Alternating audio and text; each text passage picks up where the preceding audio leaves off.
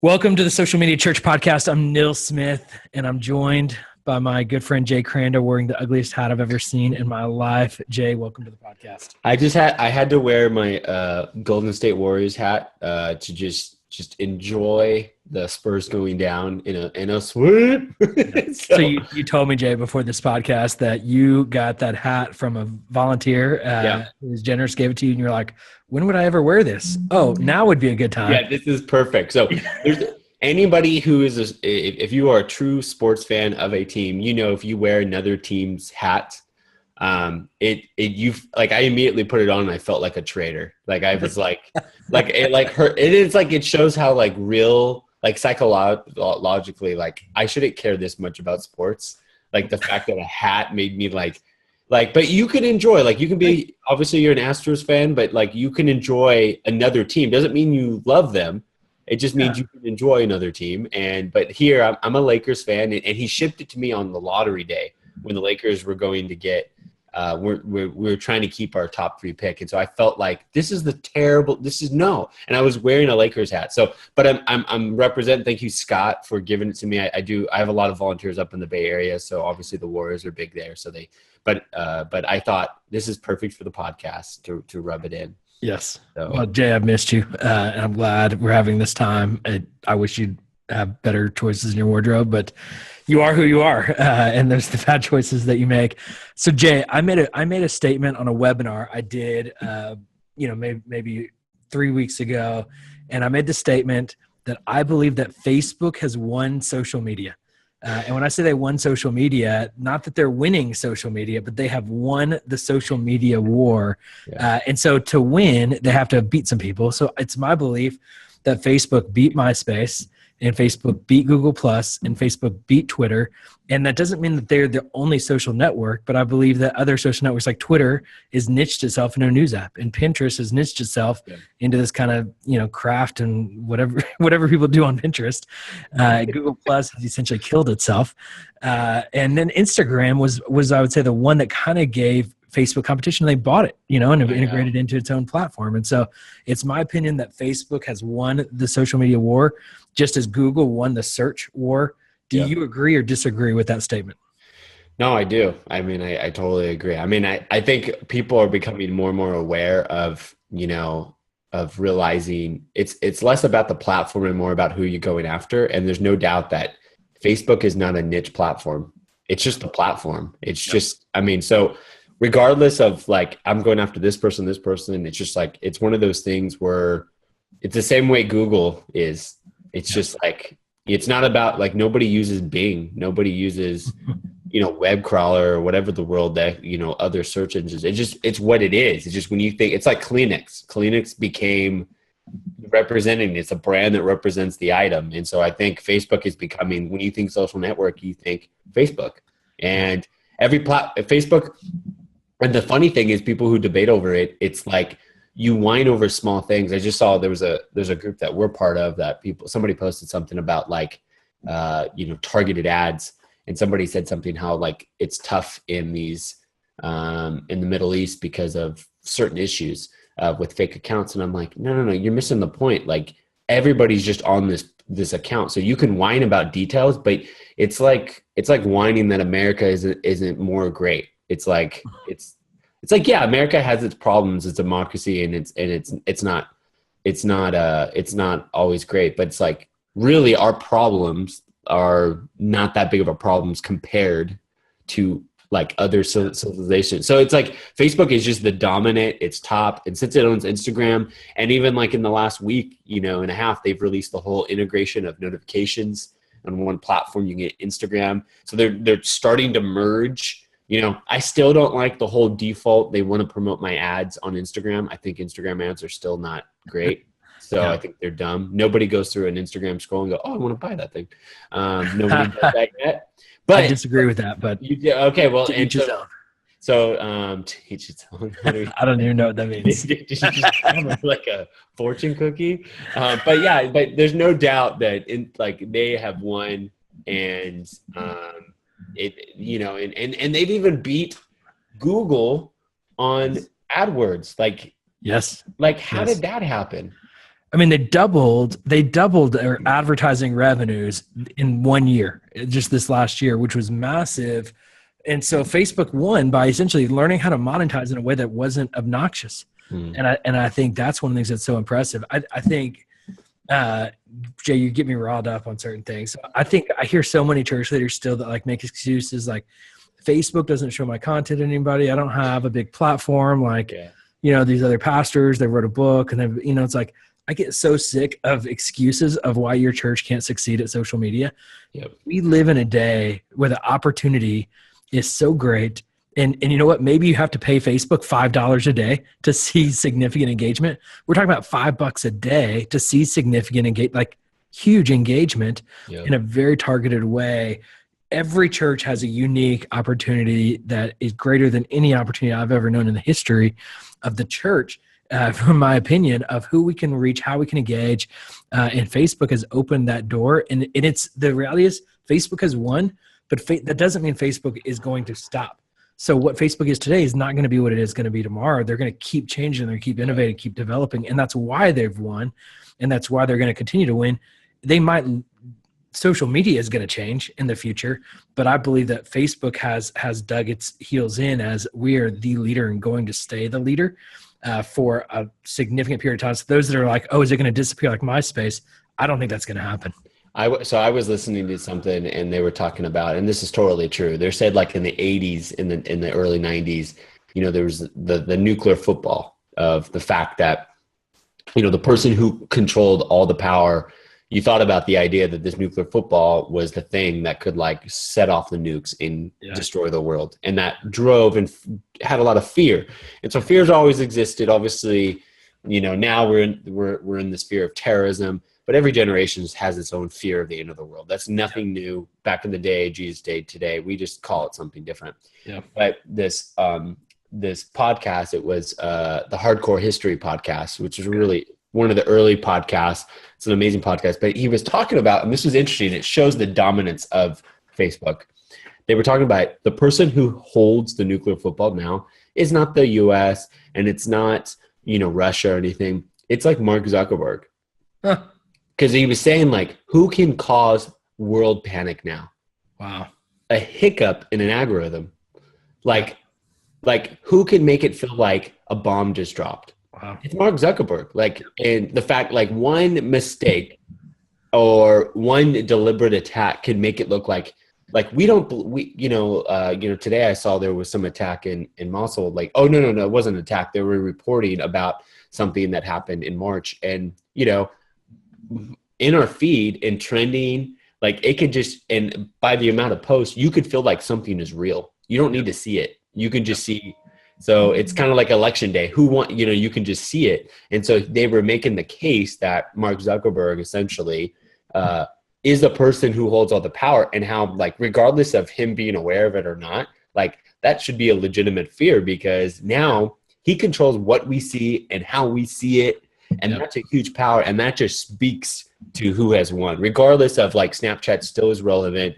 Google Plus, I can't say that.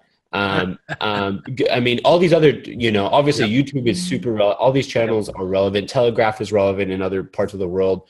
WeChat is relevant in Asia, and all these things are relevant. But regardless, Facebook has this supreme dominance. That's just it's the difference between the Warriors and the Spurs. So, full circle. We went there. So Facebook, there's so many new developments around Facebook. Our last podcast, I believe, is our last one. We talked about F8 and some of the new things they released. One of the things that we talked about is Facebook Analytics, and we as a company have been integrating this for several of our clients. And I got to tell you, Jay, Facebook Analytics are legit. The data we're able to now see for people that are engaging on our websites. And so I think you just go to facebook.com/analytics to get set up. And if you've set a pixel into your website, for ads in the past, I think you just turn them on. Yeah. But the data we're getting is like Google Analytics, but we're able to now see demographic data, even if, they don't like our page. And it doesn't tell us Mary likes us, but it will tell us a female that's 38 years old that lives in Southern California, is coming to your website 3 times a week. And so you're able to really get more detailed data about the people that are engaging on your website. Really powerful information. So my encouragement to ministries out there that are listening to this is just go turn on Facebook Analytics. Just like you need the data from Google Analytics, but you're not going to get historical data unless you do it now. So get it turned on. You'll figure out how to make dashboards later. We'll talk about it in future podcasts. This is going to be a significant part of the way Facebook integrates into our whole internet engagement strategy. But I want to encourage everybody, go set up Facebook Analytics, start getting that data. Pixel stuff is still something overall. I think church leaders just really need to harness. I mean, like the stuff that the metric data that you can on your website is ridiculous. And it's just overall like setting up Pixel for any ads for the analytics. I mean, it can be a little hard to get used to and it can be new, but like, the fact that you can see, and now they even have offline event tracking, like with stuff like, I know I was talking to our friend Chad from CV Outreach that, he's going to be putting together a training for that on how to measure that. But the fact that they are literally merging like Facebook to website to physically showing up like metrics, like I mean, you can see the full range of not just paying for a page view, but like, I want to pay to see what it takes. What's the true cost of getting somebody to show up at my church? And so you can say like, okay, it's like I was doing some research and they were talking about, I forget what group it was, but they were saying the true cost of getting a new customer costs like $2,000. It was like, that's the amount of money it took in this example, like a true deep customer. And it's like, okay, if you think about it that way, so if a customer brings me $15,000 of value, am I willing to spend $2,000 for that person? And that's the game. Now for us, for churches, you're not going to have to spend that much money, but the true cost, if it really does cost you $50 per person to show up at your church, if you knew that, if you actually had a hard number, whatever it was, $50 for, a new person, then you could go, your evangelism strategy could be like, okay, we need $10,000 because we know we can get this, and it becomes that easy. But when you know that $10,000 is going to reach 50 new families. Oh my goodness. It's unbelievable. Or 200 new families, whatever that metric might be, it's unbelievable how you can then, scale your efforts. It's pretty powerful. And I think anyways, I think it's just so powerful. The data we're able to get. I got to tell you a quick story. I was in Australia last week, the last couple of weeks, but I met the folks at CV Australia and I was like, hey, do you know Nick Grunion? And they're like, of course, they're our heroes. Do you know about CV Outreach? And they were bragging about CV Outreach and like, I wish we could do what they're doing because CV Outreach is so awesome in the work they're doing. And so I feel like we highlight them every podcast, but for good reason. And they don't sponsor our podcast. We just love them. Go check out CV Outreach and the things that they're doing and the way they're using Google AdWords and Facebook. Crazy awesome things. We love the CV Outreach team. And so we want to give them a shout out every chance that we can because of the awesome work, and it's free. The stuff they're doing for churches is free for churches. Jay, you shared with me that you are switching to YouTube TV. Are you able to tell me a little bit more about YouTube TV, why you're making that move?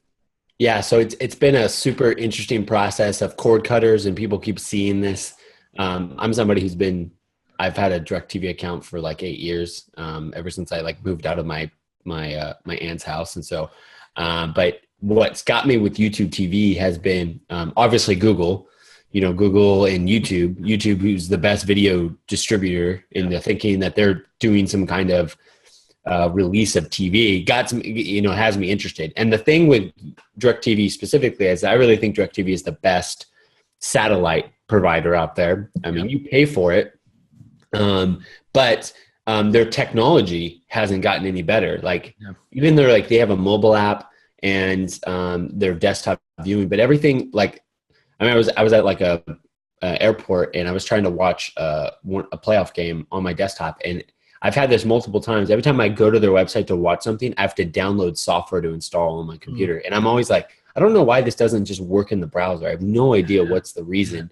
The same thing with their mobile app stuff is just weird, and they're trying, but it's not seamless. And so I signed up so YouTube TV is only in I think 5 markets, Los Angeles, New York, Chicago. It's only in a select cities, but the thought is you can get $35 a month, and you can get all your local programming in your area, and you get all the major channels, and they're DVR. But the cool thing is that they have the DVR built in, and you can record, everything's in the cloud, so you can record as many shows as you want. And the only rule is that stuff will be deleted after 8 months, and so you can literally record all of TV, and there's no limits. So Hulu has something out that's like $40, but you have to pay an extra amount for like a DVR, and you only can record. So YouTube and everything it's built, like their mobile app and their TV, like they almost build it so that they know the primary viewing experience is going to be around these other devices, and it is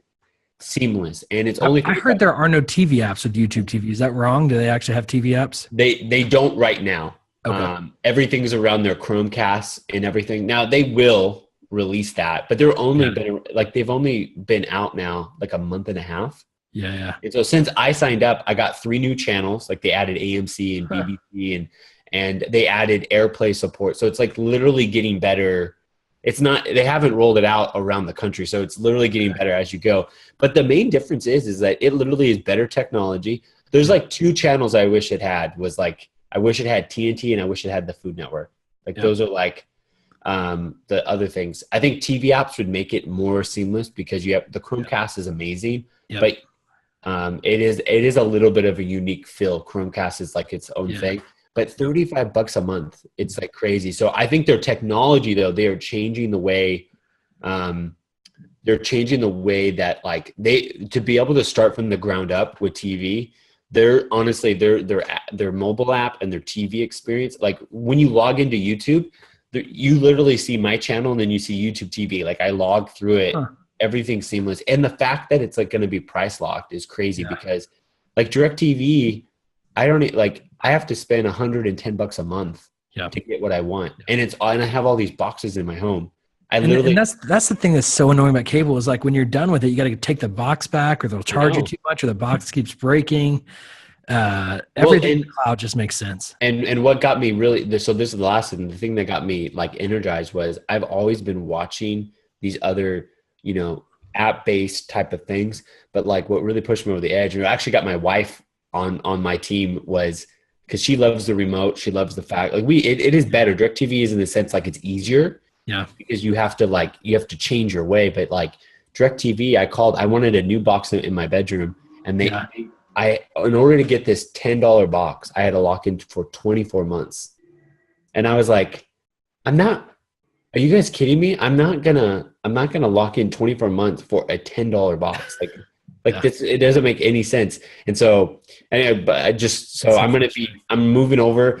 It's going to be different, but I think YouTube TV, man, is it's killer. It's awesome. I'm signing up when we get to New York. I'm signing up YouTube TV. I've heard it. My knock was the TV apps, but hearing you say that it's not too bad with the Chromecast, I'm ready to make it. It's one of those things. I mean, they're going to be releasing. They for sure have to release TV app because the fact, but I will say the cool thing is like I'm sitting here and I taught my oldest. You can now have Netflix and you can Chromecast it all. So you can just sit there and you can Chromecast. And so it is a seamless experience. I mean, but it's getting better by the moment. I mean, they keep adding. AirPlay wasn't available, so they're literally making it better by the moment. And $35 is such a killer deal. And you can watch stuff seamlessly anywhere. So, anyways, it's awesome. It was good. Like for me being on the road, that's one of the things I've heard from friends that have it is they can watch it when they're on the road still and access that DVR from wherever. Oh my gosh, it's ridiculous. It's ridiculous, and it's only going to get. I could just tell it's getting better from the moment. There's some stuff they got to figure out, but it's like $35 a month. Yeah, like they're cutting my bill in thirds, and I literally may not get there's 10% features. But there's way more better features that I want. But anyways. So as we wrap up, I want to share an opportunity with our ministers we work with. I was at YouTube Spaces in New York. So there's a YouTube Space in New York and LA, and there's one in Toronto for our friends in Canada. But the deal is for nonprofits can use a YouTube Space if they have 1,000 subscribers or more. Now that's not easy to get, but you can do that. You can push your friends, your family, your church members to go and subscribe to your page. But here's what happens. If you unlock the space, and all you have to do is have 1,000 subscribers, fill out a form, you unlock the space, you can use the YouTube space for 24 hours a month. You can use any of their studios, and these are full professional ABC, CBS level quality studios. And you pick the studio you want to use, and you can have it for a 24-hour period. You can actually use any of their editing bays 24/7. After that, they want people to create great content for the platform, and they're letting you use it for free. There's no cost. You own the content. You own your channel. They just want to help people create great content. They'll let you say, I want 3 red cameras. I want 3 stands, these microphones. I mean, this is top-end equipment. Churches have access to that level of equipment. You don't, just as we keep talking about this, you don't have to have a massive budget. Now even to have the highest level of quality, you don't have to rent a studio, which would cost you thousands of dollars to do. Now you might have to jump on a flight and spend 24 hours, but take your pastor and go to New York or go to LA for a day, reserve that studio, capture footage, for the next month, and just get a lot of video footage in the can, and then edit it out over days, periods of time. But be intentional, use a space. That's a great resource for churches and ministries. And don't, I mean, I jump on planes a lot, but it doesn't have to be expensive to fly either. You can catch a quick Southwest flight to either one of those cities, wherever you live in the country. The value of high quality video content cannot be overrated. And so I want to minimize the excuses. We've got to be creating video content if we're gonna win on social media, and YouTube is making it easier than ever to do that. That's a major thing that I think in the last 6 months that I've invested more just hobby time into editing, figuring out, watching more videos, checking out our friend Sean, video influencers, watching tons of stuff, like even like my own YouTube channel of just investing, like, how do you do this? And it just starts with, trust me, I didn't know anything about video. And now I feel like I have at least my understanding has grown by 20%. And I think it starts by watching, like, Google the top YouTube channels and just consume their content, watching, Casey Neistat, how does he say his last name? I always struggle. Neistat or whatever. But watching, like, the way he edits and does stuff and his fonts, but I think it's so huge by just investing time. Don't watch that Netflix series, turn off the TV and kind of just submerge yourself. It's like learning a language. Yep. What do? You got to move. If I want to learn Spanish, I know that taking a class once a week is not going to help me. But if I go move to Argentina, and you know what I mean? Like, that's the way you learn it. The same thing with YouTube, immerse yourself and mess around. Yeah. And if you want to get good at video, make 100 videos and you will be good at videos after that 100th video. You just got to do it. This is hustle. We have to hustle. I value balance and life balance and, resting sometimes, but we got to hustle sometimes too. And so when it comes to getting good on social media and getting good at video, you got to do it. You got to use it. You got to make it. And you're going to get better, but we've got to do it, and we can't make excuses. Thanks for listening to this edition of the Social Media Church podcast. If you would take a minute and give us a review on iTunes and make sure you hit the subscribe button. Appreciate you listening, and we'll talk to you next time.